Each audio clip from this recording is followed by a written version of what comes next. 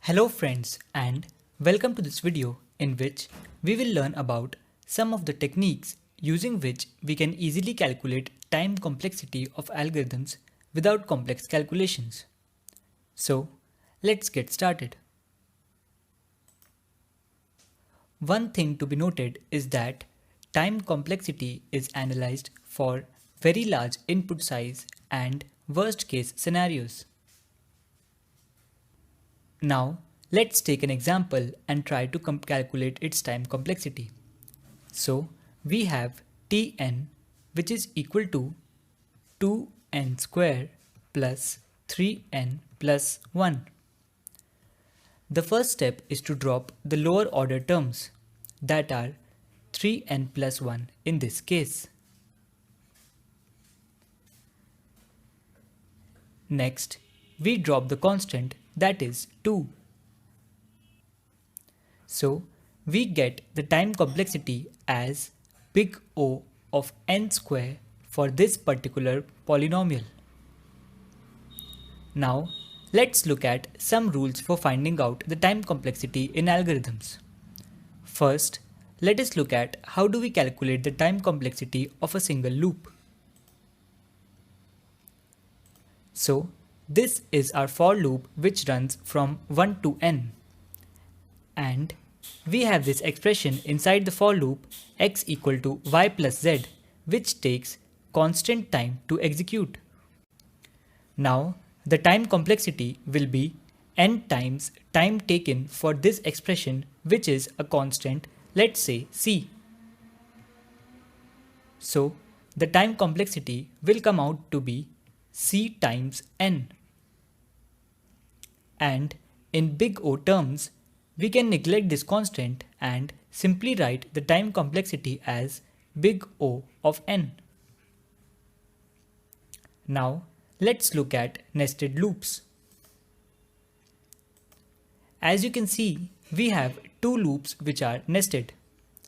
Let's try to find out the time complexity. So, this is the expression which takes constant time to execute. Now, we simply multiply the time complexity of each loop. So, this is the outer loop which will run n times. And for each run of the outer loop, this inner loop will also run n times.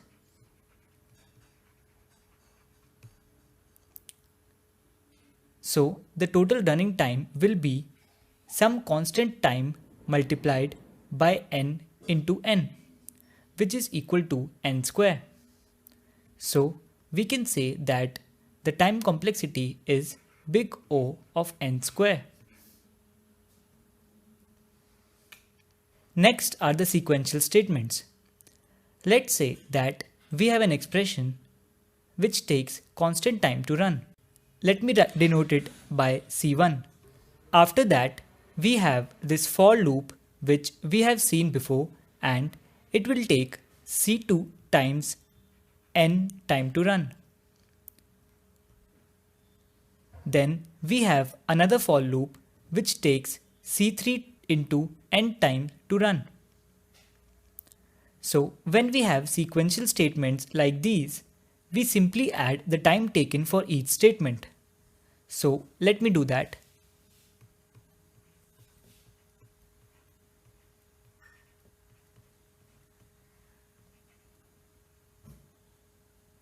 In big O terms, we can ignore these constants C1, C2 and C3, and we have the time complexity as big O of n. Next, let us look at how do we find out time complexity when we have conditional statements such as if-else. We evaluate the situation when values in if-else conditions cause maximum number of statements to be executed. So let's say that inside this if condition we have a for loop whose time complexity is big O of n. And inside this else condition we have a nested for loop whose time complexity is big O of n square. So we consider the else condition as it has a greater time complexity, and hence the overall time complexity will come out to be big O of n square. Now let's look at the comparison of time complexities. So we have big O of 1, which is the smallest and the best. Then we have big O of log n. Then comes big O of n. Then it is big O of n log n. Then we have exponential time complexities. And finally, we have big O of n factorial, which is the worst.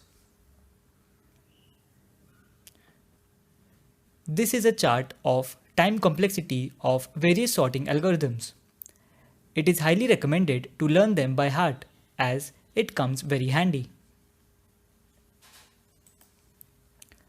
Alright, so till now we have only talked about time complexity of a program. However, there is another factor which affects the execution of a program, which is space. Space complexity of an algorithm quantifies the amount of space or memory taken by an algorithm to run as a function of the length of input. Let's quickly understand it with an example. Assuming that an integer takes 4 bytes of storage in memory, and in this piece of code we have 4 integers a, b, c and z. So the total space will come out to be 4 into 4 plus 4. This additional 4 is for the return statement. Hence, this comes out to be 20 bytes. So this is a constant space running algorithm. There is usually a trade-off between optimal memory use and runtime performance. In general, for an algorithm, space efficiency and time efficiency reach at opposite ends, and each point in between them has a certain time and space efficiency. So, the more time efficiency you have, the less space efficiency you have, and vice versa. For example, merge sort is exceedingly fast but requires a lot of space to do the operations. On the other hand, the bubble sort algorithm is exceedingly slow, but it requires the minimum space. So, by now, you should be easily able to calculate the time or space complexity of a program. That's all for this video. Thank you for watching.